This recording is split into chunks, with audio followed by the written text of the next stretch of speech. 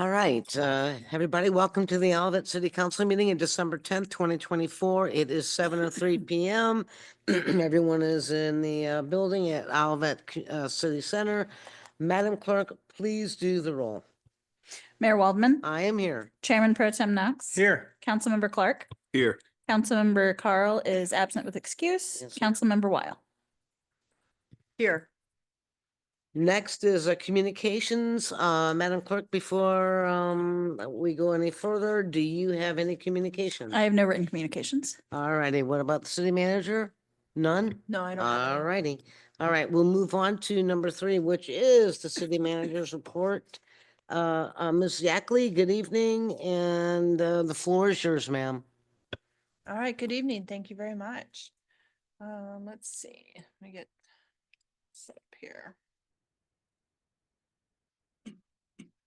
All right, so because this is the only meeting in December, we'll have both my report, and then immediately following, we'll also have the staff reports. So as we normally do, we'll talk about Olive Crossing. I don't have a lot of news with Olive Crossing. Lot 3 though, if you read the Post-Dispatch recently, they did announce that Brass Taps is coming to Olivet. It's like a beer tap room. So they will be in that same retail building with Paris Baguette. And then they have 3 additional retail slots remaining in that center to fill. We expect them to receive their financing in December and then start working in January for that retail building. Lot 4 is the Clover. They continue to have good lease rates, I believe 87% and 85% occupied. Leasing does tend to slow down in the winter as people don't want to move when it's cold or icy or snowy, but they're leasing well. Aldi continues to move along, and they continue to tell us that they will be opening in early 2025, potentially as early as February. So they're continuing to move forward. If you notice, they've gotten the sign up for Aldi as well. And then there is no additional movement on Lot 5, which is the office, or Lot 6, other than they are in those discussions with contractors and financing sources for the hotel. Okay. Upcoming events. Tomorrow morning is Coffee with the Mayor.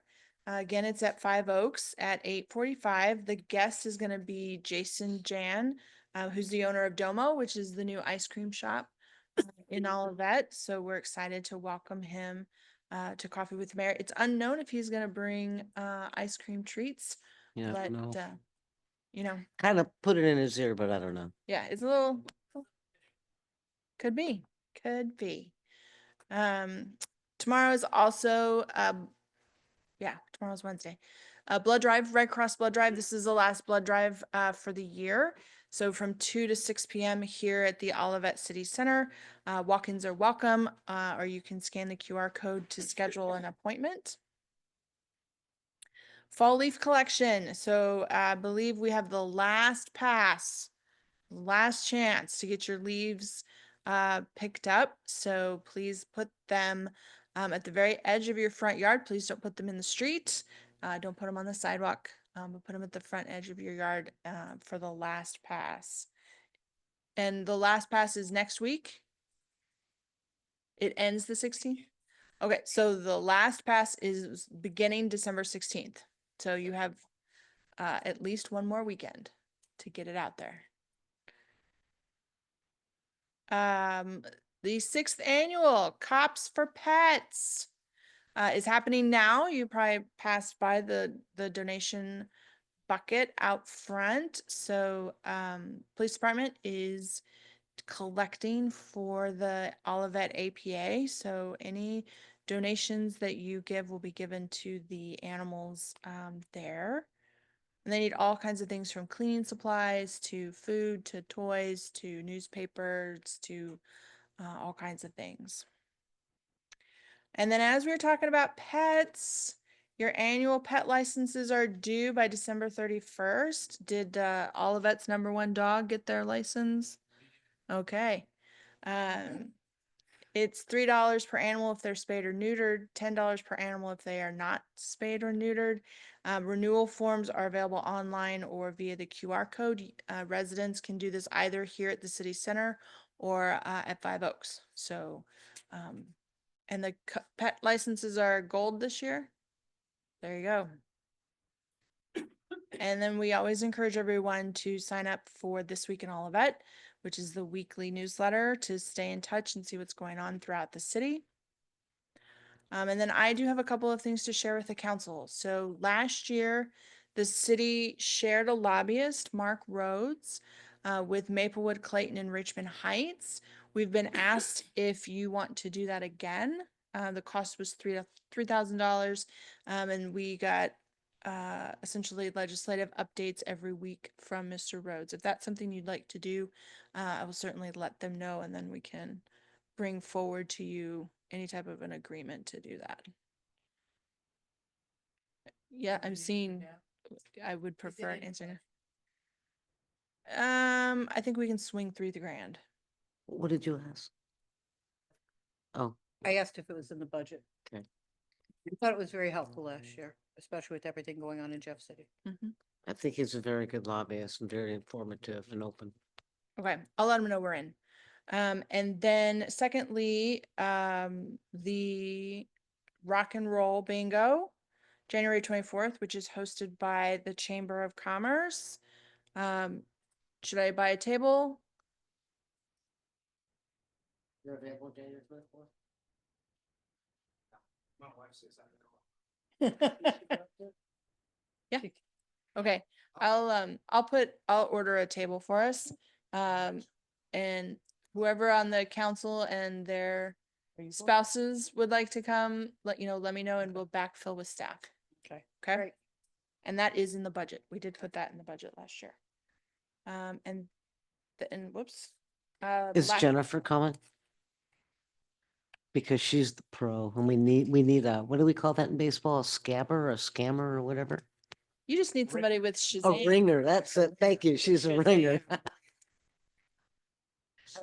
I was way off.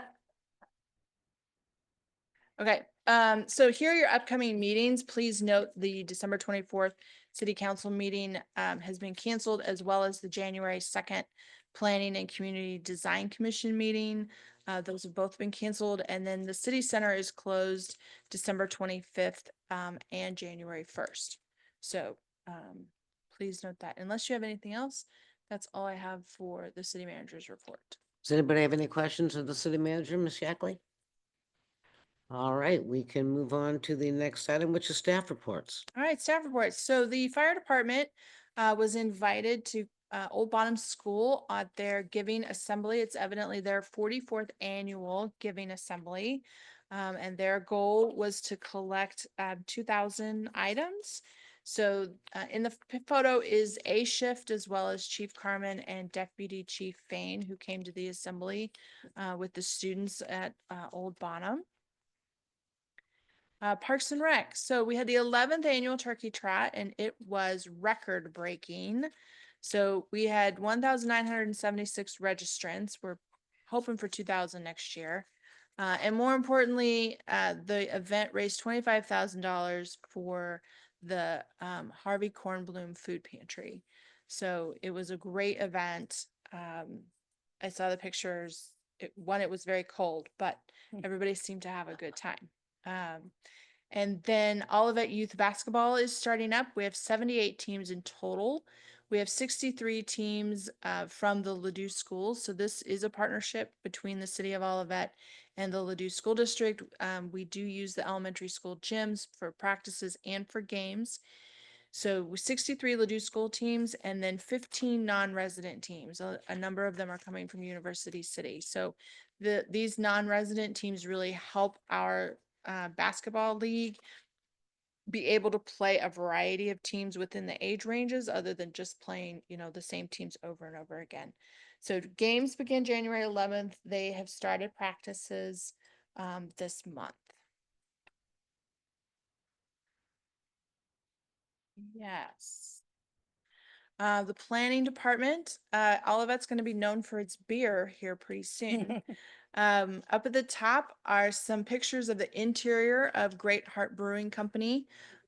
They were taken today, so they continue to move along. And they are brewing on site, even though they are not open yet, but they are brewing so that they will have product. When they open again in early 2025 is what they're targeting. And then, like I said earlier, Brass Tap, they have announced that they are coming to Olivet at Olive Crossing. So we'll be excited to welcome them both to the city. The police department. So again, they did the understanding traffic stops workshop.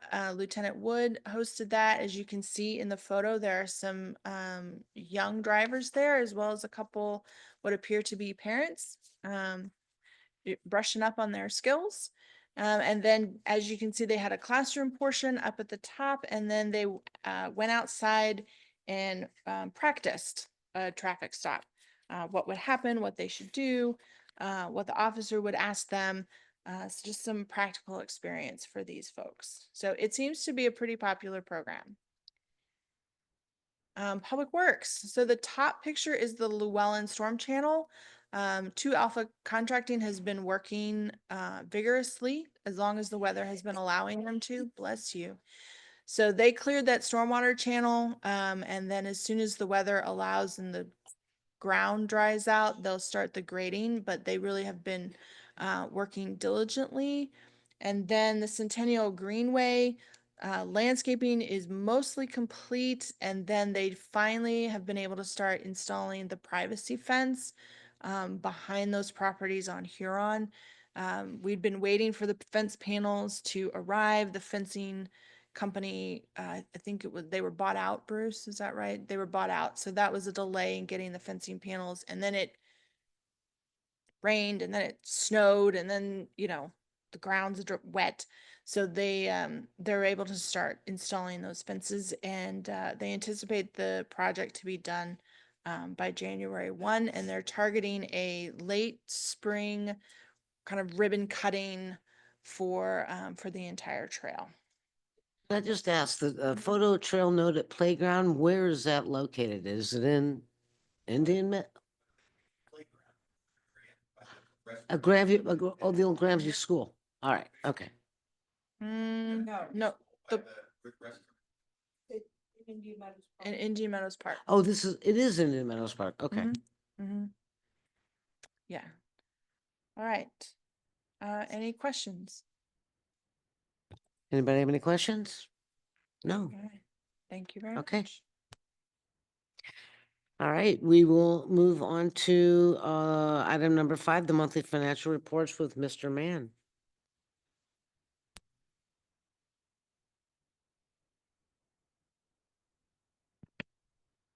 Good evening, Mayor and Council.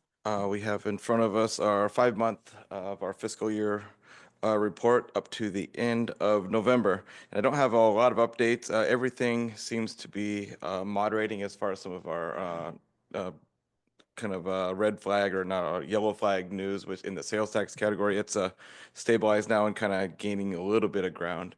On those negative numbers we were reporting the first 2 or 3 months, which is, again, good news. Property taxes also began those collections there. They're a little behind where I thought they would be in November, but timing has a lot to do with that as far as when the payments are made by some of those escrow companies, and also with the Thanksgiving holiday. So they've started now this week in the first week of December, and we'll expect to make those budgets.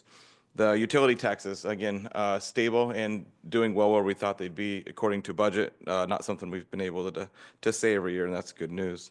Let's see, the Parks and Recreation revenues, the youth sports providing a good positive news on some of the counter do we get in some of our other categories, and as the community center has been open for a year now.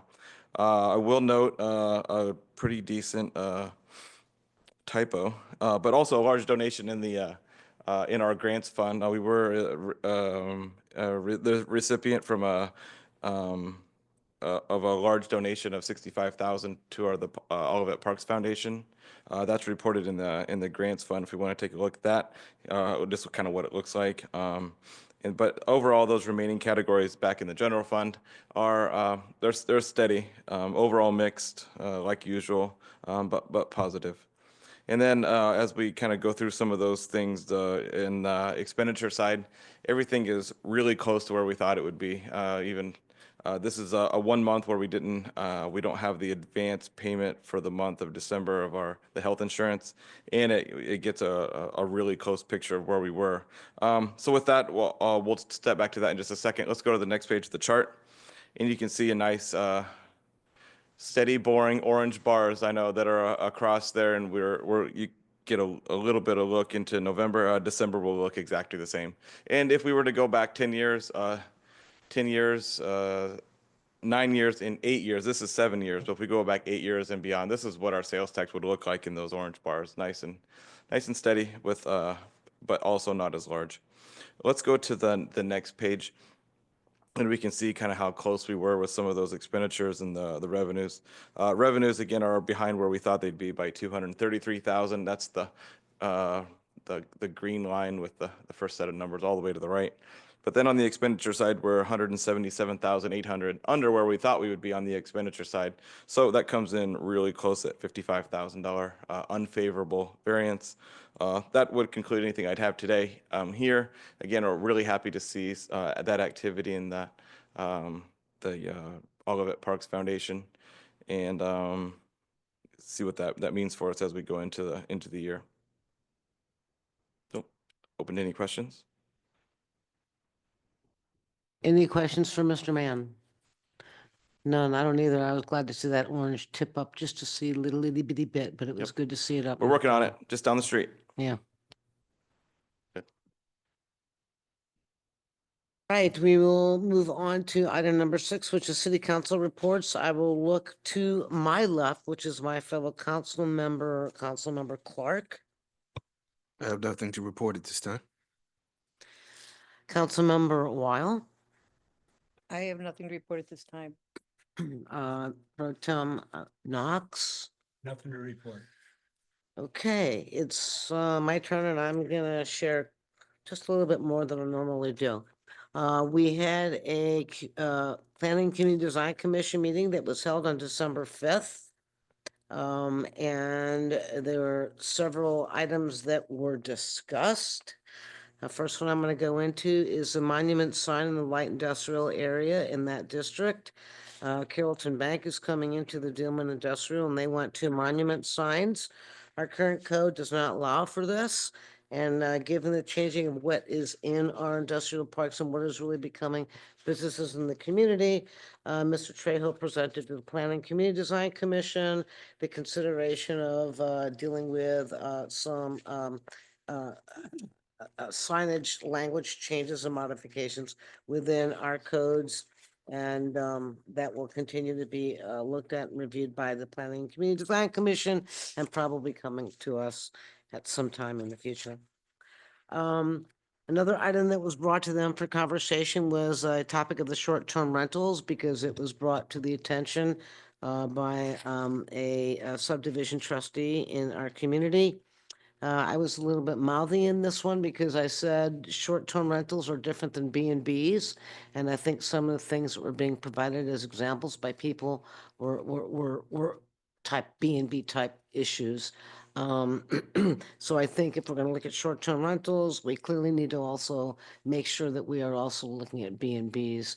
And that will continue with the board there. There was input from some folks in the audience, as well as on the board, with recognition of being aware that these issues are problems and that they should be calling the police, and the conversation went into, yes, but folks, the real world here today is they don't even want to report or do anything in fear of bodily harm, and they typically come to elected officials, or they will go to the trustees of the subdivisions. And so those conversations were had within that body, and I hope it continues, and some level of code or ordinance or something that eventually hopefully comes through to our action.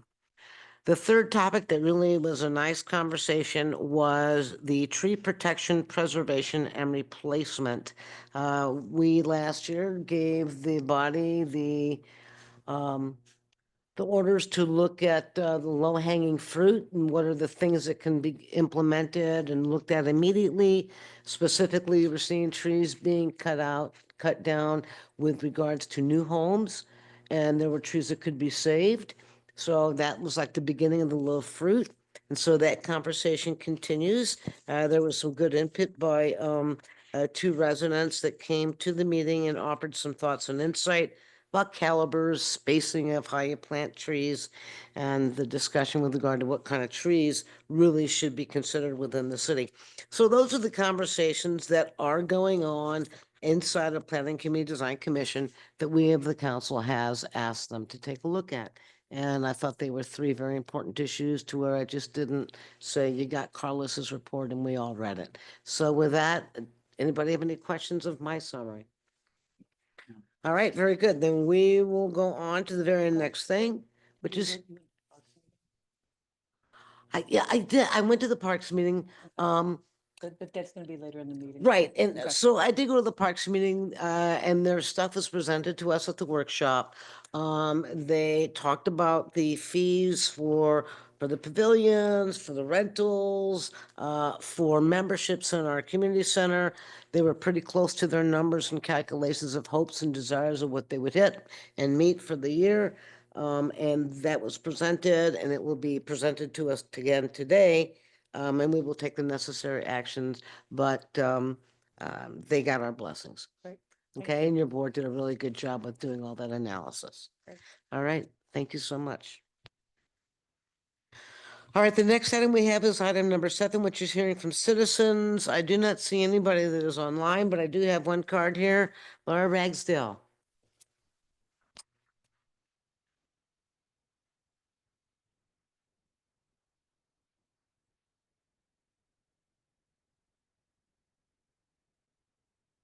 Laura Ragsdale, 40 Queensbrook Place. Good evening. Tonight, I'm not here as a member of PCDC, but as a lifelong resident with a concern. I would like to know what is the purpose of ordinances if we don't, why we have them in the city if we do not enforce them. I've been living and looking across the street at 2 derelict vehicles for a little over 4 years now. And a third one has been added in the last 7 months. I have both asked our HOA and the city for help in cleaning up this situation. The HOA has written letters to the property owners about the cars, the grass, their bushes, their backyard being my waist height this summer. The owners did a little maintenance this summer, but the vehicles have never been moved. Those 2 original vehicles have not moved in 4 years. Olivet has many ordinances for dealing with these type of issues. Looking at the code online, according to the municipal code section 215-260, Article 17, the definition of a derelict vehicle says this article states that the term discarded or derelict machine, apparatus, equipment, or vehicle which has been dismantled or which is such a state of disrepair that it cannot be currently used for the purpose for which it was designed, and shall further include any vehicle which cannot be driven under its own power, and any vehicle which is not currently licensed for operation on streets and highways. Provided, however, that any vehicle with a current and valid historical plate shall not be deemed a discarded or derelict vehicle. Then it goes into the next section and it continues about outside storage is prohibited of those type of vehicles. And it goes back and references that derelict machine. So there's 2 things there. It's stored in their driveway that I've had to look at it for 4+ years. It's not licensed.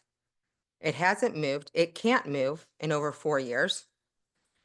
And when The HOA has tried. The HOA has gotten no response from them. I've asked the city, I've spoken with representatives of the city, and was basically said it's not a public safety issue. We don't have manpower and those things. So then I started doing a little more research on the website.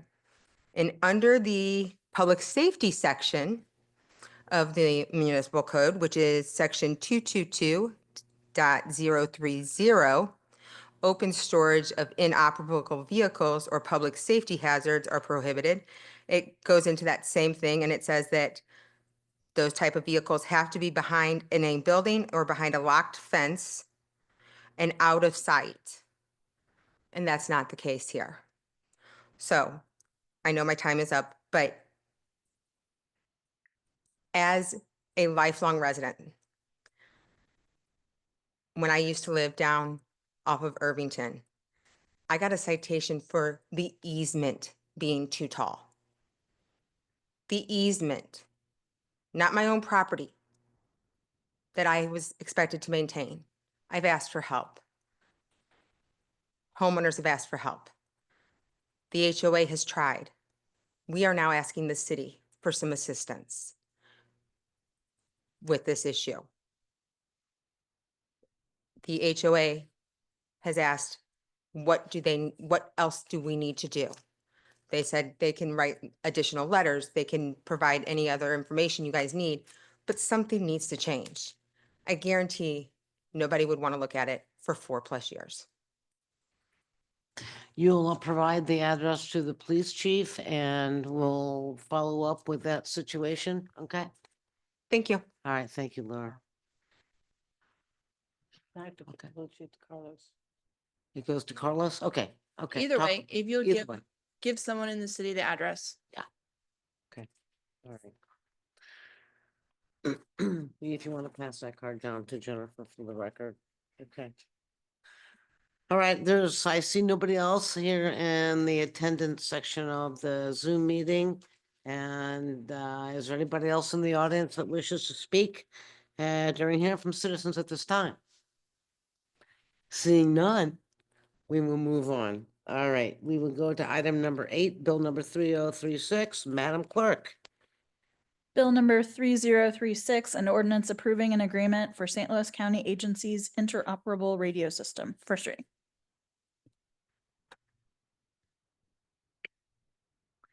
Good evening, Council, Madam Mayor, Beth Andreski, Chief of Police, City of Olivet.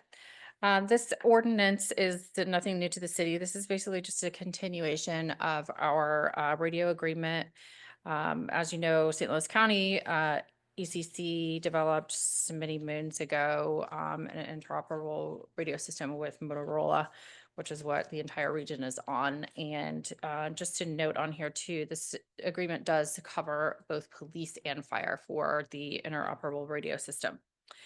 So this is just, again, a new ordinance approving the user agreement for St. Louis County Agencies interoperable radio system and authorizing the mayor to execute this agreement.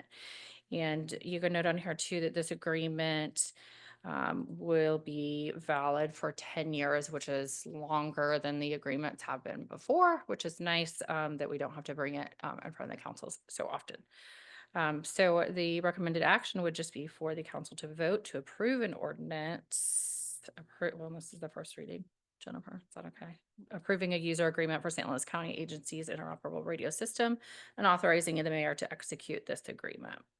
And happy to answer any questions. Does anybody have any questions of the chief? No follow-up? Okay, thank you very much. Ladies and gentlemen, I will say something that will perk up Maxine. What's your pleasure? Who wants to do the recommended action? You have to Okay. have a second reading. Oh, it's only, This is a first reading, Oh, I'm sorry. You're so right. we'll bring it back to you. All in right, yeah, we'll January. bring it back. Sorry. and my ears will perk up again.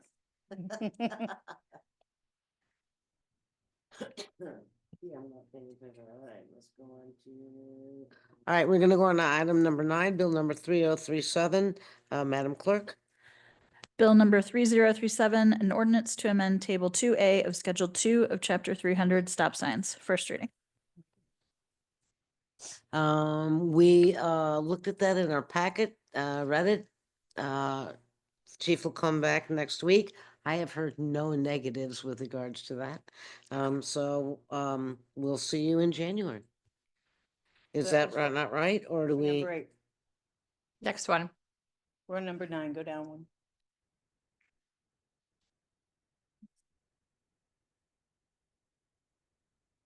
Yeah, Oh, it's number also a 9 is first also a reading? first reading. Yeah, Okay. yeah, I'm number 9,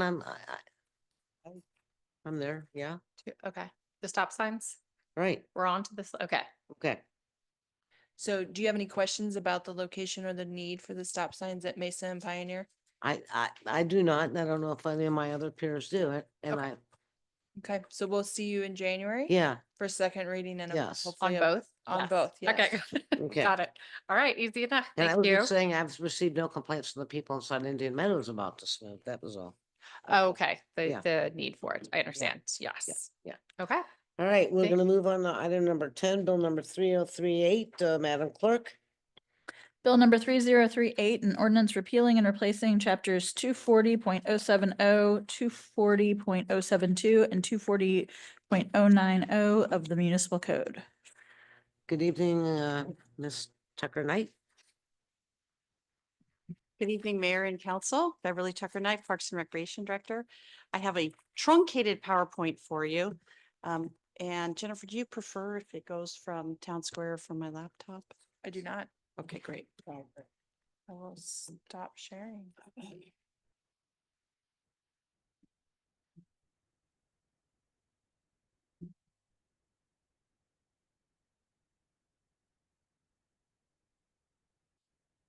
This is.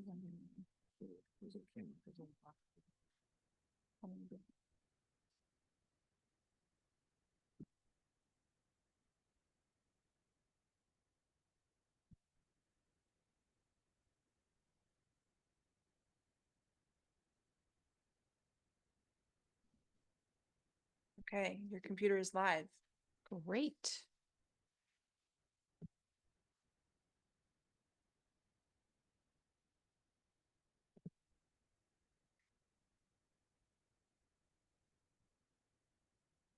Okay, there we go. All right, last time we had problems with the pointers, and so I thought this time it'd be a little better to do it from here so I can control it a little better. So this evening, we'll be presenting a request for a first and second reading of some fee changes in the operations of Parks and Recreation. This was a topic of the work session last week with the City Council, and I also wanted to point out that Bill Hanson is here from the Parks and Recreation Commission. He's the vice chair of the commission. So the commission was involved with this. So if you would like to ask some questions of him, he is readily available. So this evening, again, this will be a first and second reading of Bill 3038, and we're addressing hourly rental rates, annual membership fees, and expanded park pavilion damage deposits. In the last couple of years, as we've done these fee enhancements, what we committed to do with the council and with the Parks and Recreation Commission is to do an annual report on our program areas. And as we start to move some of those fees out of the ordinances. So tonight it is an ordinance, it will be going in there. But as we move into the next fiscal year in the development of an annual rate fee, you'll see these less and less in the ordinance and make it a little bit more easily accessible as we do it every year in the budget update. So we tie the rates with the revenues. So this is kind of our old school way, but probably the last time. So very quickly, I'm going to give you a very high level recap of our first year of operation at Five Oaks on Warson, because that does impact the fees that we're asking you to consider this evening. So very quickly, we had a robust programming for our very first year. We've covered most age brackets in the city with a wealth of activities, from camps to daily activities of fitness, special events, children's programming, drop-in activities. Our art gallery's been very popular. Youth basketball is taking over the gym right now, which is very exciting. The art gallery has proved very popular. And then pickleball is, as you all can imagine, very popular, but is really catching on with our older teens and college students. So that was a big surprise for me to see that on a regular basis now. I trimmed back a lot of what the staff reported to the Parks and Recreation Commission, just to give you a high level. So membership wise, oh my goodness, why are you not seeing that? I don't know why. So this is kind of a chart that we used in targeting who we wanted to make sure was included in buying memberships annually at the community center. Our total yearly count we were hoping for from all the different membership categories was 1066, which always makes me think of the Battle of Hastings. And this chart, which has a beautiful diagram that you can't see at the bottom, shows that our achievement is 1,058. So we are very close to that estimate that we did back before the center even opened. So this is very exciting. And a breakdown of that, oops, it did not advance. Okay, breakdown of that by month shows that from the time we opened last November, we have seen an incredible increase month on month. So this is wonderful to see. And when I left the community center this evening, there was not a parking spot available because of youth basketball and a special event going on at the same time, people working out, and all of the basketball players that are adults in the lobby waiting to go in and play basketball when the youth league finished. So it was a very busy time at the community center, which was wonderful to see. Facility rentals have surpassed what we anticipated. We're seeing increased usage everywhere. It's actually becoming difficult to reserve. We have some waiting lists for some very popular dates, and we've had a couple rentals that rented the entire facility, which was wonderful. So this has been a bright spot for us in these facility rentals. And then following all of these activities, we did a lot of member outreach. We did a survey with our members. We have a lot of suggestions for them that the staff is implementing, but we also have some recommendations for operations coming through the first year. So we'll start with facility rentals. And what we found with facility rentals is that any rental that takes place after the center is closed has increased staff costs. We found that large event rentals that rent the whole building also require more staff to monitor the building. And then staffing for after events is increasingly harder to cover. So most of our staff that work for us have second and third jobs. So finding the time for them to do the increased hours is a little bit tougher. So that's a little bit of a problem with us with expanding some of those after-hour rentals. Then we also have city employee holiday rates, which is important for all of our full-time and part-time staff, but that is an increased cost for us for any rental that happens on a holiday. And then our rental policy comparisons with area centers around with other cities, we noticed that some of the tools they use to address these same issues. These are not unique to Olivet. These are things that all of the centers in the area grapple with. So our proposal is to add a $45 per hour after our rental rate. So if you are renting the Chinkapin Ruins for an event and the center closes at 5, but your event goes to 8, you would pay an additional $45 add-on fee for every hour after the closure. And that would help us address the issues of the increased staff costs, and it would also make it more enticing. We'd be able to offer a little bit more pay for the people that are working later hours and make it more attractive to them. We also recommend a 60-hour per day holiday rentals and full building rentals. So again, that's to combat those increased fees we see with those specialized rentals. And then in our membership fees and policy changes, we note that an increase in the membership fees really helps us maintain that high quality standard that we want to offer to our residents. We're able to give the best service and the best quality. Monthly membership increases, so this is when someone has a choice when they buy their membership. They can either pay for the whole year at once, or they can pay a prorated rate every month. When we opened, whatever you paid for the annual membership, your monthly rate, we just divided by 12, and that's what you paid. what we found that that's a much more expensive operation for us. It takes a lot more staff time, and it also costs us more because of those monthly billings with the credit card payments that we make. So we've definitely noticed a difference there. And then again, our membership rates are very low in comparison to other cities around us. So if we do a comparison with just a few around here, with Center of Clayton, the Heights at Richmond Heights, which is, as you probably know, a collaboration between Richmond Heights, Maplewood, and Brentwood. Then the Lodge at De Pere, Maryland Heights Community Center, and the Point at Baldwin Commons. We are the almost the lowest of all of those. And then when we look at non-resident rates, we're particularly low.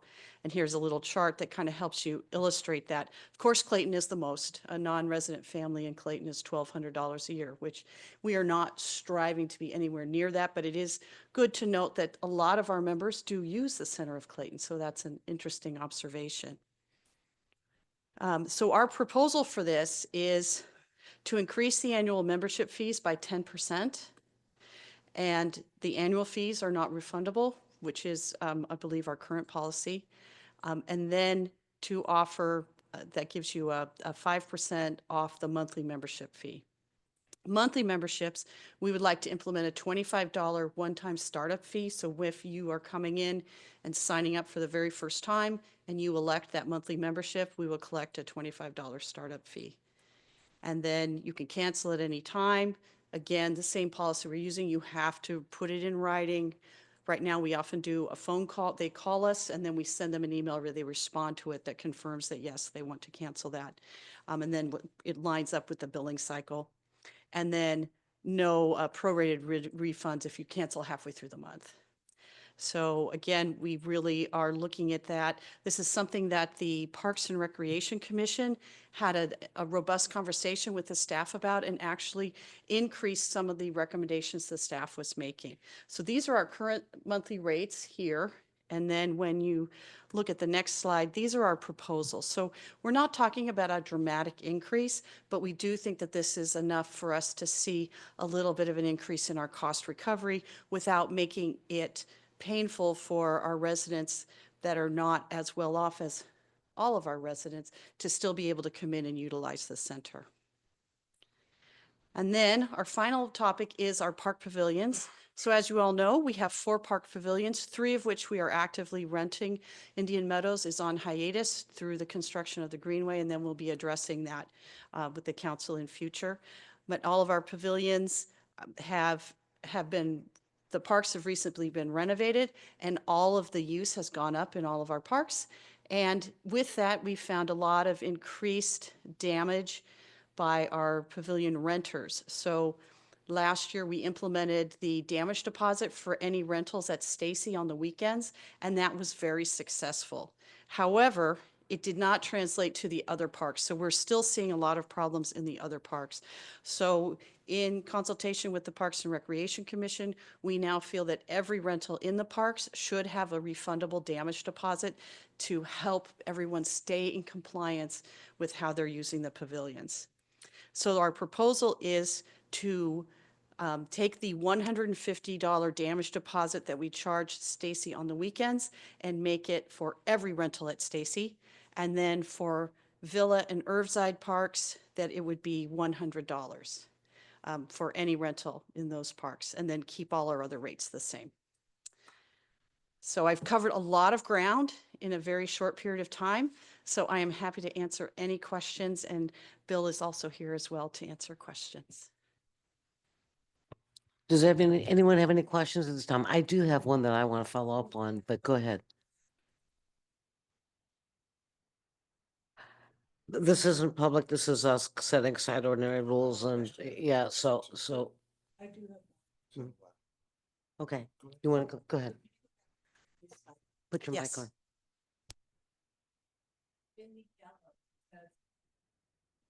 In the yellow, it says special event fee for Stacy Park.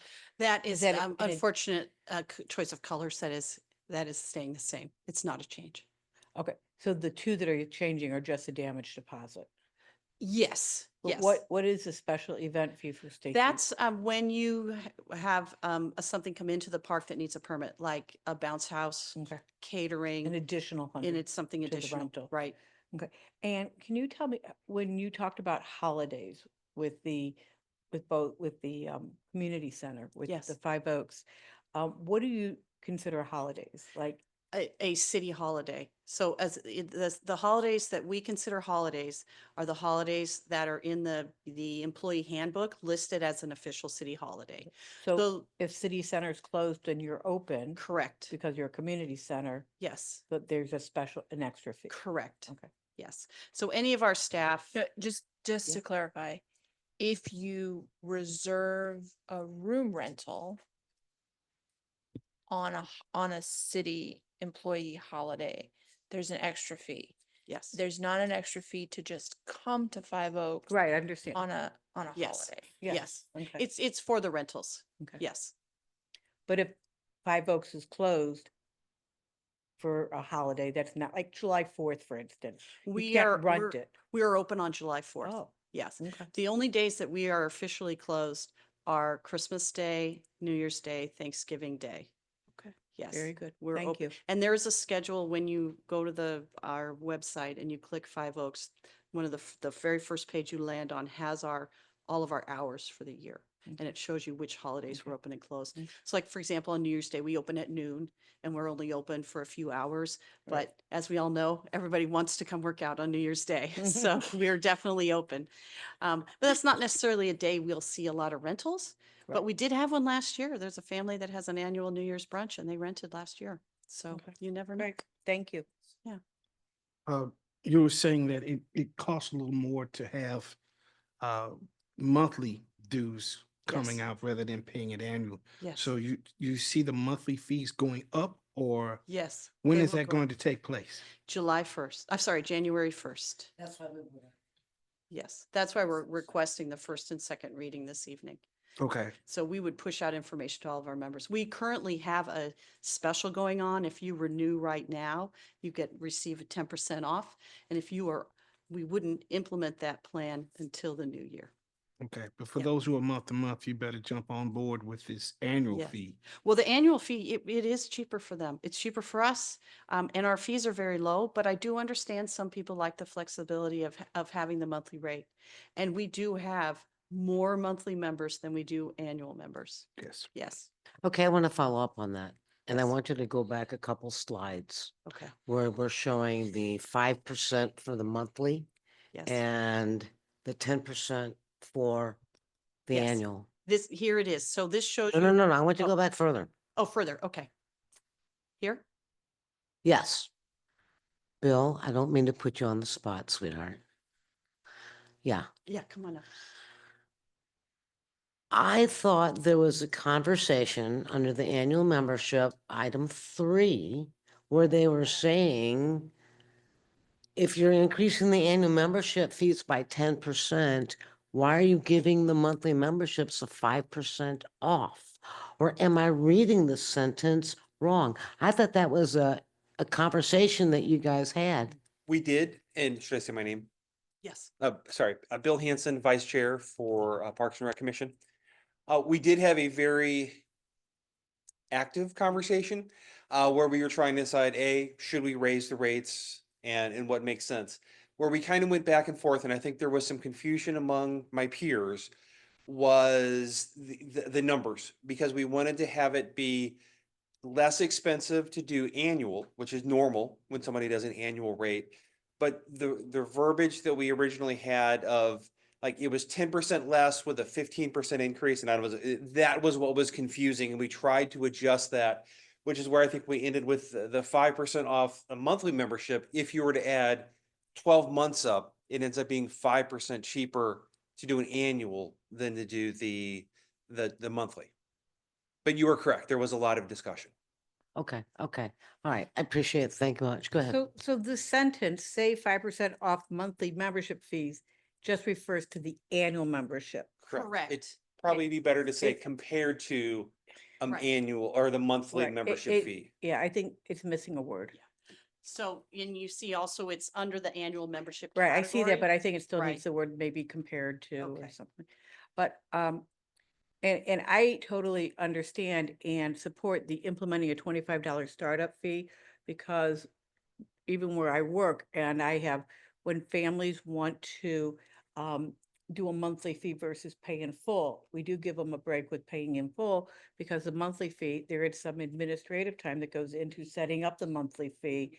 And there's glitches during the year or their expiration date changes on their charge card and you got to deal with that. So I think that that's more than fair. I think 25 is a Yeah. very minimal and That's charge. absolutely true. I cannot tell you how many times people's credit card numbers change throughout the year, which is understandable because people change their cards get compromised.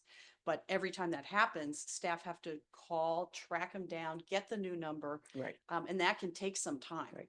Yeah. So my other fee is that if you use a charge card on that, do you charge people like the 3% or whatever that we are charged or not? Do not, we do Okay. not. And is that a question that you ask the other facilities? Yes, and it's mixed, but most do not. Most are now incorporating it. It's been a big shift in the region. Okay. It started on the coasts and it's come in here. People do not like those fees. And what happens is when you are charging that fee like that separately, Mhm. they come in and try and pay cash. Mhm. And we do not Not want want to be a cash. cash business. Yes. Okay, thank you. Thank you for being here and allowing me to try to refresh my memory as well, Bill. Much appreciated. Go ahead. Beverly, there was something that if, something in November, if you paid your annual fee in November? the way to December 31st. It's to December 31st. We're running a special right now. and Yeah, you- and it's in an attempt to convert people from monthly to annual. We're doing a special right now ahead of the renewal. Save 10% right now. Okay. Yeah. Sweet. But again, that 10% goes into effect from January to December. Well, right now, we are charging the old rates. We cannot charge the new rates until the ordinance is approved. So it ends on the 31st and the new rates go in on the 1st. So we will be sending out a notice to everyone ASAP about the new rates, and that will probably drive more people to renew before January 1st. Okay. Yeah. Okay. All right. All right. So as noted on our screens here, so typically I'm still from the old way where you read the title for the first time and then we discuss setting aside our ordinary rules. So did we read the title? Okay. So, given that they really want to implement this effective January 1, and we will not have another meeting this week, I would like to entertain a motion to authorize setting aside our ordinary rules and authorizing a second reading. I will entertain I'm that. happy to make that motion. Okay, I'd like to make a motion to authorize a second reading of bill number 3038. A 2/3 vote of, oh, that's not, okay. I will entertain that motion to set aside our ordinary rules and go into a second reading. Do I have a second on that? Second. Moved and seconded, and I'm going to turn to my city attorney because I still remember it a very different way. We sit there, we make the motion to set aside, we vote on that, and then we go into the second reading. That's correct. Okay, all right. So right now, the motion is to set aside our ordinary rules with regards to this matter. So with that, Madam Clerk, please poll the council for setting aside our ordinary rules. Councilmember Clark, Yes. Councilmember Weil, Yes. Chairman Pro Tem Knox. Yes, Mayor Waldman, Yes, the motion is passed. very good. I will entertain a motion to approve, to read Bill 3038 for the second time and place it for passage. I will entertain that motion. But you need a motion or she needs to read it first? Motion to go ahead and read it for Oh. second time and pass it. Okay. Yes, no, well, I'll go I to the will make a- attorney. I think you already just did that. No, we set aside our ordinary rules. Okay, yes, so I will entertain a motion to read this bill for the second time for final passage. I'd like to make a motion to read it for the second time for passage. Second. All right, it has been moved and seconded. Are there any questions with regard to this bill and its contents? Hearing none, please poll the council for the final vote and passage. Councilmember Clark, Yes. Councilmember Weil, Yes, Chairman Pro Tem Knox, Yes. Mayor Waldman. Yes.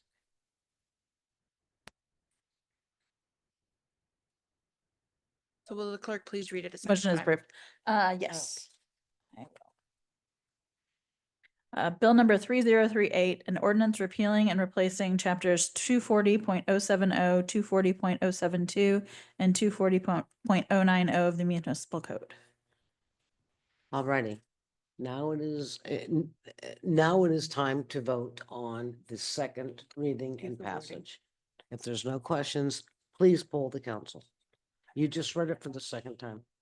Oh, Okay. right, I need the motion. I'd right. like to make a motion to approve bill number 3038 to increase, to set in the new, fees in place for January 31st, 2025. Second that motion. All right, please poll the council. Councilmember Clark, Yes. Councilmember Weil, Yes, Chairman Pro Tem Knox, Yes. Mayor Waldman. Yes, The motion is passed. Bill 3038 becomes ordinance 2806. all right. Great. Thank you very much. I appreciate your Thank time this you. evening. That's, and the board's really. Thank you. All right, we will go on to item number 11, which is resolution number 2024-255. Madam Clerk. Resolution 2024-255, authorizing the city manager to execute a second addendum to the investment consultant agreement with Marquette Associates Incorporated in order to set the fee schedule for the period of July 1st, 2025 to December 31st, 2027. Okay, good evening. So that is a lot of words to say that the city's pension investment consultant would like to raise their fees. And as you can see on the screen, what they are requesting is an increase of $500 a quarter or $2,000 a year for the next 3 years. The fees have been in place since December of 2023. So they essentially are expired and they are asking for the new set of fees to be in place from January 1 of 2025 through December 31st of 2027. The city has a consultant's agreement with Marquette and Associates. That agreement is essentially staying the same. There is an Exhibit A that outlines the fees. When you changed the fees in 2021, you put in that first addendum, i.e. you changed the fees. And so this is going to be that second addendum, essentially changing the fees. So this proposal went to the Employee Pension Board for their review at their November 12th meeting. They spent a while chewing the proposal over and ultimately voted unanimously to recommend approval. So we are presenting it to you this evening. Does anybody have any questions? Jennifer, is this reasonable? The rates that they've been asking, is that, is it reasonable? I believe so. And the pension board felt the same thing, that it's reasonable and it's probably less Mhm. than Okay. what other pensions. Okay, all pay. right. All right, does anybody wish to make a motion with regard to the resolution that's in front of us? I'll make a motion. I'd be happy to make a motion for resolution 2024-255, a resolution authorizing the city manager to execute a second addendum, I can't read, to investment consultant agreement with Marquette Associates, Inc. in order to set the schedule of fees for the period of January 1st, 2025 through December 31st, 2027. Is there a second? It needs to be Sydney. Oh, there's not, you're right. And good catch to put that word in there where it wasn't there. Good catch, teacher. No. All right, Second that. okay. Please poll the council. Councilmember Clark, Yes. Councilmember Weil, Yes. Chairman Pro Tem Knox, Yes. Mayor Waldman. Yes. Motion is passed. Oh. In order to. Didn't notice that. All right, it's all yours, Jennifer. You get to do what you get to do. Thank you very much. I will go on to the next item. Item number 12, 512 Deucer retaining wall replacement. I think that's the only reason Mr. Trailer's here tonight. Oh, it's Bruce. I'm sorry, Mr. McGregor. Go ahead. Good evening, Mayor and council members. I have before you a request to rebuild the retaining wall Yeah. tucked away in a spot that we don't often visit with. And actually it's an interesting parcel. The house dates back to 1860. And the location on the house on the lot that should something happen to it, I don't know if the lot would be buildable again. It's so narrow with the frontage to the road. And this is a legacy wall that you just sort of never noticed over the years, and had a new owner move in and purchase the property and ask the question of what to do with it. In most cases, retaining walls we try to grade away unless there's an absolute need for them. It is clearly in the city right away. It's in a city maintained area. Given the proximity and age of the house, I just didn't feel there was any way we could safely, limit the size or or any more disturbance. It's about from the edge of the wall to the house, it's about 25 feet, maybe a little bit less. So I just didn't feel there was any way for us to work around rebuilding the wall.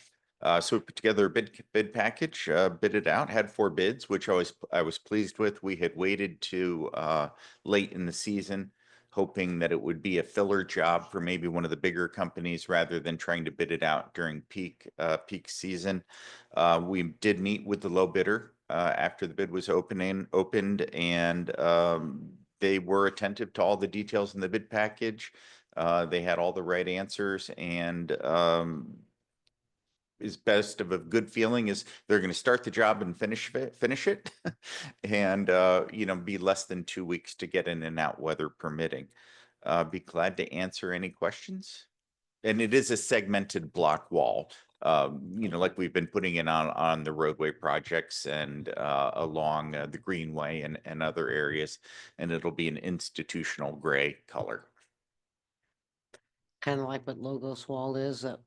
Yeah, similar. Not a, it's a commercial size block appropriate for the height. So it's kitty corner from Irvside Park. So this is one of the original city streets in Olivet. So if you know where Bond Price Terrace is, you know where the new steps are to the park? Yes. Directly across the street to the south. Okay. You go down, there's Zurcher and Bay Hill. There's actually a new subdivision, well, Isn't it newer Watsonia? subdivision that's a cul-de-sac that was expanded to maybe in the early 2000s. Well, Tammy finished the home that was on Bay Hill, and so that was clearly in the early, before, or a little bit after 2000. Okay, yeah, I knew it was Yeah. before me, but Isn't this Yeah, near yeah. Watsonia? yeah, Yeah. Watsonia, Zurcher, all that area. So over. I do have a question. Uh-huh. Will by removing, so this is, right now, it's like railroad ties? Yeah. Okay, so when you remove all that, will that end up killing or removing any of these trees or vegetation or? We've discussed with the homeowner, there's no way to do this without removing, the vegetation in place. Mhm. She had done some landscaping late this fall, but they're still containerized. So any of the new things are not established. We'll be able to pick up, move out of place. Everything else, the irises and on the further to the north, some of those items we'll be able to pull out. The other items, there's just not much we can do. All the tiger lilies still come right Yeah, back. yeah, maybe irises or daylilies. I don't know. Okay, great, thank you. And we did budget, we had 50,000 planned for this project when we did the planning last spring. And no negative reports with regards to this particular. No, Frozen. in fact, that they had done work for the city many, many years ago, and the owner of the company I had known from a previous job. So, and they had been bidders on some other projects that weren't awarded to the city. So, I'm always optimistic. All right, what is our action here? I'll entertain a motion to authorize the city manager to execute a contract. The recommended action is in front of us. I'll entertain. Cindy doesn't have his glasses. Go for it, Maxine. Go for it, Rick. Madam Mayor, I make a motion to authorize the city manager to execute a contract not to exceed $43,362 with JTL Landscaping LLC to remove and replace the retaining wall at 512 Duzer. Do I have a second? Second it. Moved and seconded. You did a very good job adding the two to it as well. So good job. All right, there's no other questions to the city manager or to Mr. McGregor. Please poll the council. Councilmember Clark, Yes. Councilmember Weil, Yes. Chairman Pro Tem Knox. Yes. Mayor Waldman, Yes. motion is passed. All right, thank you very much. The next item on the agenda is item 13, which is the consideration of a planning vehicle as surplus and letting her go. Thank you, Mayor. And once again, I'm here for a vehicle of Carlos's. Just picking on Carlos now. We have a vehicle that's ready for retirement, not because of Carlos's driving, but just because it's kind of I mean, worn didn't out. he get a hand-me-down originally? So that was a hand-me-down? Yeah, well, many are, as you're aware, over the years, many of our vehicles go through multiple departments before going to the great auction in the sky. So this one is a 2019 Taurus. It does have some mechanical issues that were evaluated and just not worth repairing. And this year with some planning, the planning community development department has been upgrading their fleet. So trying a new plan of new cars and maybe a little less maintenance cost and work keeping them alive. So it's a Taurus 2019. It was one of the Interceptors from PD. It has lower miles on it, but it's been kind of a lemon. We had a Taurus, it was a lemon, so that's why. Okay, yeah. Sorry. Yeah, well, they only made patrol cars. All right, ladies and gentlemen, in front of us is the recommended action. I will entertain someone to do the motion. I'll make a motion to declare the city asset 0915 as surplus. Second. All right. Do we need to vote on that or, okay, please poll the council. Councilmember Clark, Yes. Councilmember Weil, Yes. Chairman Pro Tem Knox. Yes. Mayor Waldman, Yes, motion is passed. all right. Thank you. All right, item number 14 is hearing from citizens part 2. I don't know if anyone came online, so the city manager says no one's online. And I don't know if anyone in the audience wants to have any other remarks or comments at the second hearing from citizens. Not seeing any hands up. We will move on to item 15, which is review and acceptance of the meeting minutes. I didn't see anything. Did anybody else? No. Do we want to acknowledge the minutes? Go ahead. I'd like to make a motion to acknowledge the minutes of council minutes for 2024, 11 through 12. November 12th. Yes, November 12th, 2024. Yeah. Thank you. And then the work session, And the work session December 3rd. for December 3rd. All right. Do I have a second? Second. All right, moved and seconded. Please poll the council. Councilmember Clark, Yes. Councilmember Weil, Yes. Chairman Pro Tem Knox, Yes. Mayor Waldman, Yes. motion is passed. All right, we're on to item number 16, Sweet 16 out of the 17. The city attorney's report. Hello, how are you? No report. But. All right, she's starting But- off really good. All right, But we do have a closed session. yes, right, yeah, and that is item number 17. So we have item 17, which is the executive session. On your little agenda page, it is identifying the purpose and the reason for going into the executive session.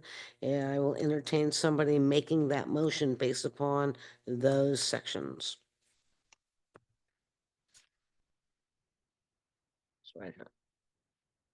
Can I use this Yeah, one? read it. I'll use this one. Okay. Madam Mayor, I request a motion to go into executive session